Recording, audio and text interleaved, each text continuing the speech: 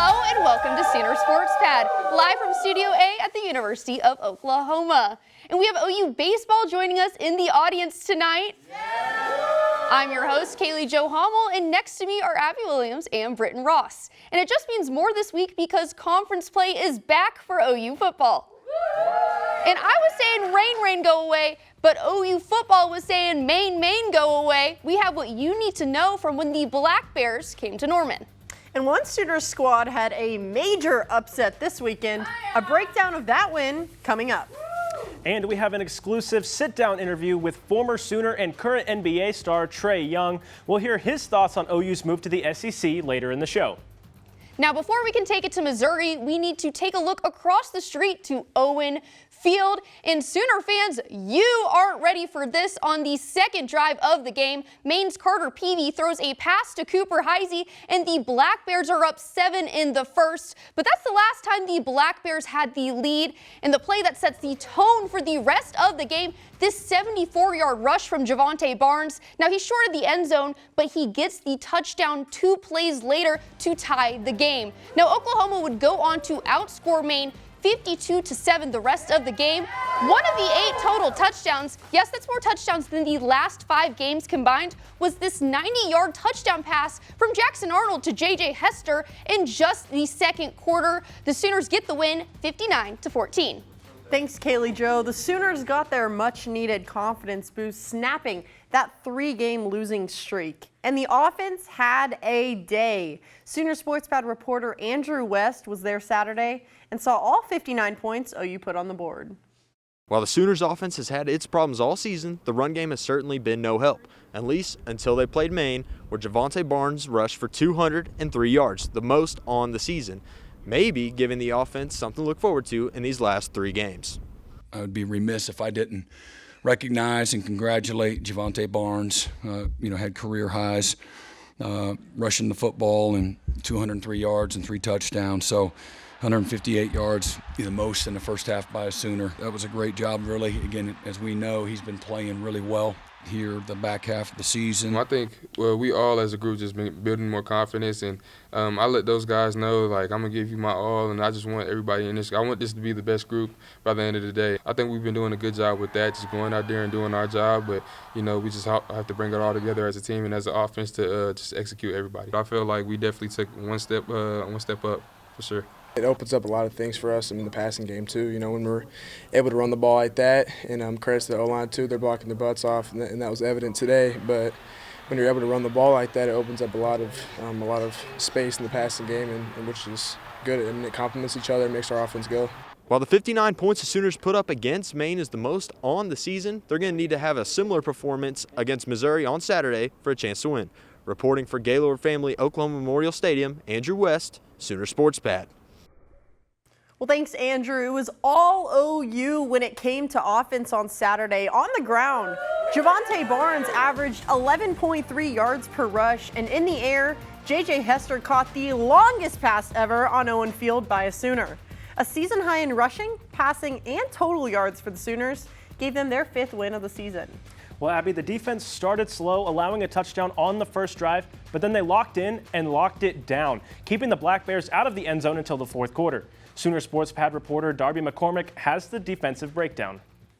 OU's defense kept the Maine Black Bears at a total of 251 yards, but they were still able to strike first on Owen Field, making the first touchdown of the game. Both OU coaches and defensive players knew that this was a gut punch that they had to learn from fairly quickly. I was really disappointed. I mean, we got to be better than that. We're too loose in our coverage. When our zone coverages, we got to match and squeeze routes. We got to recognize splits and know where our help is. And again, these are things that, this is day one stuff. You're never going to every snap has to be the most important snap. I mean, it's like that even out there with Maine. You saw earlier we made a mistake and the quarterback runs for 50 yards. That's huge. You can't make mistakes like that. You can't let a quarterback run free. And so it doesn't matter who you're playing. Every snap's important.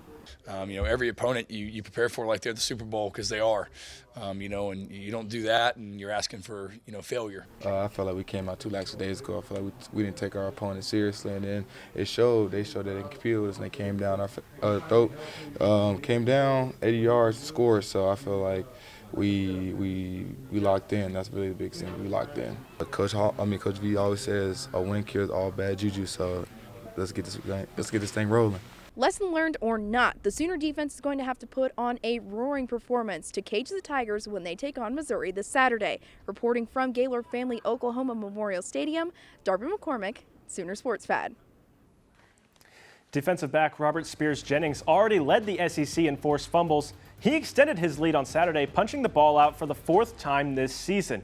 He finished with 2 tackles and a pass deflection. And Abby, it seems like every week he makes the big plays that the Sooners need when they need them the most. And they're going to need them the most this weekend as OU faces a former conference foe, now in the SEC, where the Sooners hold a 20-6 away record. When we come back, we'll talk keeping that winning history alive. Missouri is coming off a bye, a much-needed break after a blowout loss to Jalen Milroe in the Crimson Tide, 34-0. Now the Sooners have put up single digits in multiple games this season, but they've been able to at least put a field goal on the board. When it comes to taking on the Tigers, Brent Venables recognizes the road challenge. This is an opportunity to go to a place at Missouri. They were undefeated this year, so it's a great challenge. They're 5-0. They're at home this year. A team that coming off an 11-win season, and they're 6-2 this year. And they've been playing really good football. Now, Mizzou averages nearly 28 points per game, where Oklahoma has held its opponents to an average of 21. So, Abby, what does the defense need to do to tame the Tigers this weekend? Well, Kaylee Jo, when it comes to Mizzou's offense, a more accurate name might just be Mizzou. Stats-wise, they're 9th in the SEC in yards per game. Their top receivers, Luther Burden III and Theo Wees Jr., a former Sooner, by the way, are the guys OU's defense needs to keep their eyes on. And defensive coordinator Zach Alley says his guys are staying focused going into Columbia. Just details, as prepared as we get out there and have an opportunity that, man, you got to execute with the details of the things that we've seen and we've done. And, sometimes the environment and we're playing a game, we get adrenaline rush, and we just got to calm down and do what we're supposed to do. Mizzou has the 13th ranked total defense, but the 54th ranked rushing defense. The Tigers allowed just over 130 yards on the ground each game, and OU just ran for nearly 400 yards against Maine. And finally have something to feel good about. Javonte Barnes ran for over 200 yards, the second 200-yard rusher in the SEC this year, and he's confident that they can keep the momentum going. I'm just, going to practice and just doing practice like it's a game, it all starts in practice. So I think that's my biggest thing, and I've been trying to do better at that, and just also go watch extra tape and make sure I see things that maybe other people won't see. And I think I've been doing a good job with that, just meeting with DeMarco, meeting with Nick Baskin, and just making sure I do extra things for myself, because I know it's going to help me and I know what type of player I am. Now, this is the game OU has the best chance at winning to get that 6th win needed for bowl eligibility. Going into the week, the Sooners were a 4-point underdog, but now they're a 3-point favorite over the Tigers. And I don't see them losing when Missouri's only SEC wins have been over Auburn and Vanderbilt. I agree with you, Kaylee Jo, but I think it all comes down to how the quarterbacks play. If Cook's cooking and Arnold isn't, Mizzou takes it. But assuming he's still out, OU wins this one. Well, you can't really call it a renewed rivalry if it was never a rivalry in the first place. Now, going back to 1902, OU leads the series 67-24-5. The Sooners escape Columbia with a win. When we come back, there won't be any peanuts or Cracker Jacks, but we're taking you to the ball game. Well, actually, we're bringing it here. We have an interview with OU baseball next. A warm welcome to Jackson Kircher and Jaden Barfield from OU men's baseball. Fall ball is in full swing, and the pair finished their second intra-squad scrimmage yesterday. Jackson is a freshman right-handed pitcher and outfielder from Little Rock, Arkansas. He had 14 home runs his senior season and was rated the #4 overall prospect in Arkansas by Perfect Game. Jaden is a freshman left-handed pitcher from Pearland, Texas. He was ranked the 56th left-handed pitcher nationally by Perfect Game while in high school. Abby, Britton, take it away. Well, first off, thank you both so much for being here. Now, a question for both of you. You're both freshmen, so what's it like being playing under head coach Skip Johnson so far? Me personally, being with him every day as a pitcher, it's great. Skip has a really cool personality to be around, and he has a lot of knowledge to the game. So it's cool to sit there and just watch, just to learn from what he says. Yeah, I'd have to agree. Being just new here, I've got to learn so much from Skip. I mean, he's just a pitching mastermind. So yeah, it's been really awesome. With both you guys being from out of state, what was it that brought you here to Norman? The thing that really brought me here was, Skip, obviously, just because I have a lot of knowledge to the game, and then I feel like he could really improve me as a player and also as a person. I'd have to say the ability to do hitting and pitching. It's something that I always wanted to do when I was younger, so yeah. And now you were both on Team Cream that won 2-1 yesterday. What is it about fall ball? What's different about fall ball compared to a real game? Thing about fall ball, it still gets competitive as a real game during the spring, but it's with the team, so obviously there's some laughs in there, but it's still really competitive, just like it is during the spring. Yeah, I'd say you can definitely crack some jokes that maybe the other team won't know in the spring, but it's still competitive. You're really fired up to get to play different teams, if that makes sense. Yeah, absolutely. Jackson, you were the number 4 overall player in Arkansas. What was your recruitment process like? So it was pretty slow to begin with, but then later in my junior year, that's when I started to become a lot better and work a lot harder. And so that's when I started seeing a bunch of schools, started talking to a bunch of schools, but then OU just felt right, so yeah. And now you both lettered in football in high school as well, so why only baseball? Why not take the Taylor Tatum two-sport route? Well, for me, I decided to shut football down before my senior year. I decided to just really focus on baseball. I figured, that's what I'm going to do in my future life, so I figured just focus on one thing at a time right now. Yeah, I was the same way. I mean, I always enjoyed playing football, but I looked at the grand scheme of things, and I was like, all right, it's probably better if I focus on baseball. Awesome. Last question for you. Is there a dream ballpark and dream location that you guys want to play at some point in your career? Ooh, that's a tough one. I would probably say Yankee Stadium, not only just because of the fans, but also because my uncle played there when he played in his career. Nice. I'd probably have to say Baum Walker at Arkansas. All my friends go up there, so it'd be cool for them to come out and watch a game. Cool. Thank you both so much for being here. Thank you for having us. Thank you for having us. Thanks again, Jackson and Jaden. OU baseball wraps up its Fall World Series scrimmages tomorrow with first pitch set for 3 p.m. Now, when we come back, we're taking it to the court. We have an exclusive interview with a former Sooner who recently made his homecoming. It's now time for our audience to get in on the fun. And OU men's basketball opened their season with a 93-60 win over Lindenwood. So do Sooner fans think that this is the year that Porter Mosier's squad is going to make the tournament? I think it's Mosier's 4th season, so I think this year's the one. What about back here? I think we have some really good recruits, so I think we have a lot of potential to make the tournament. Well, let's keep it on the court. Abby, what about Jenny Baranchek and her squad? Sooners hosted the Southern Jaguars, and it went almost exactly how you'd expect it to. It didn't take long for Reagan Beers to get used to the Crimson and Cream. The Oregon State transfer had 21 points and 14 rebounds in the season opener, alongside sophomore Sahara Williams, 19 points to give OU the win, 76-44.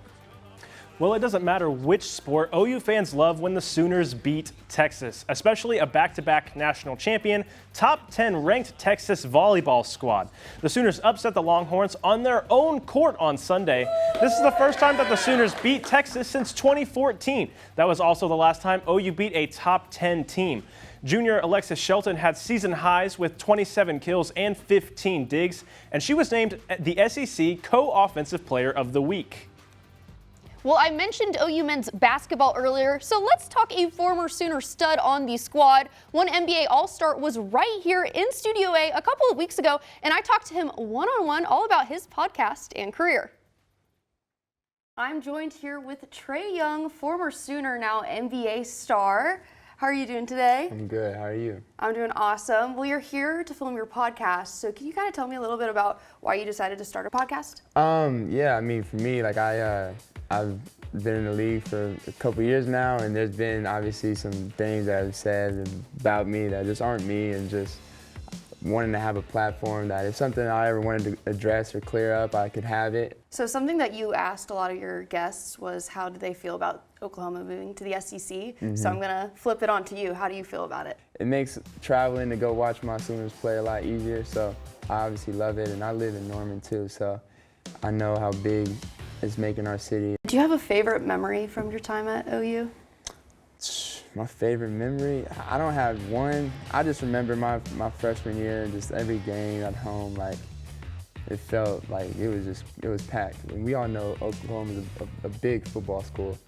And so my freshman year to have basketball the way it was and all the fans there and just being from Norman, it was really cool to experience that. I think that's what makes Oklahoma, one of the top, programs in the country is because we're not just a football school.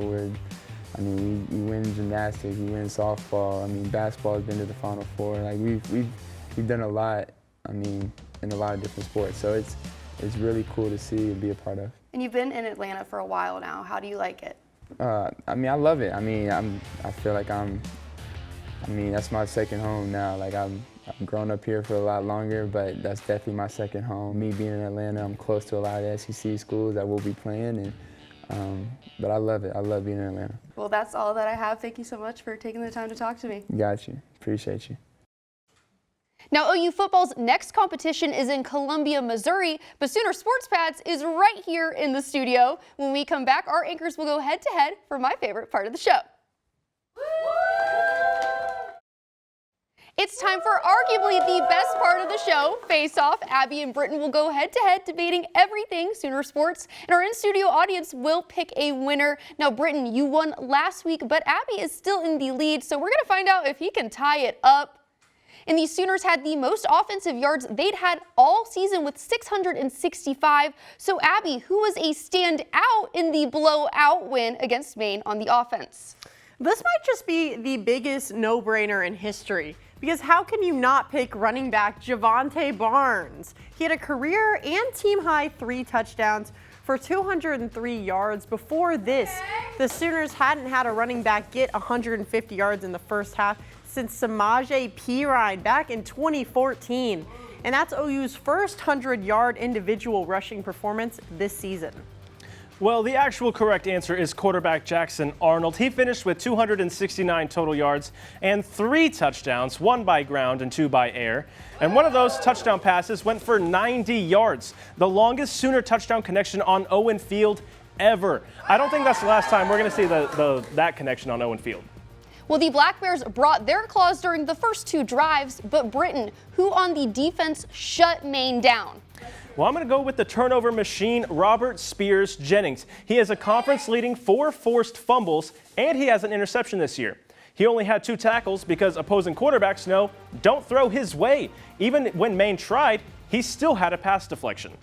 Well, sorry, Britton. RSJ is good, but is he the best in the nation good? No. But Danny Stutzman, now that's my MVP, following his team-high 6 tackles and first sack of the season on Saturday. Stutzman was one of just 15 players named a semifinalist for the Butkus Award, given to the best linebacker in the nation.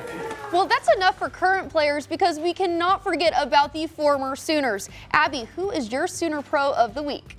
Well, Kaylee, Joe, it's got to be the most Sooner-bred quarterback of all time, Baker Mayfield. Last night, the Bucs came into Kansas City, and even without his 2 biggest weapons, Chris Godwin and Mike Evans, Mayfield still put up 2 passing touchdowns, 200 yards, and forced overtime against the reigning Super Bowl champs.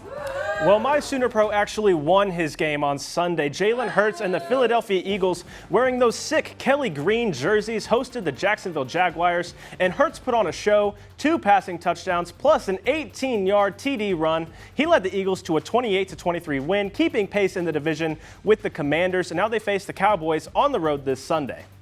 Well, my eyes are on OU men's and women's basketball with their seasons beginning. But Britton, what else should Sooner fans be watching out for? Well, they need to be watching out for Reagan Beers. She was the #1 recruit in the transfer portal this offseason for Jenny Baranchek.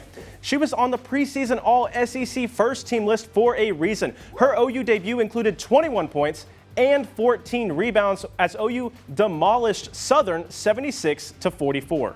Okay, Okay, Brenton, she's good. There's no denying that. But Sooner fans, keep your eyes on that record of OU football. If the Sooners can't get that 6th win against either Mizzou, Alabama, or LSU, they can kiss that 25-year bowl game appearance goodbye. Alrighty, audience, you know what to do. If you think Brenton is our face-off winner, let me hear you.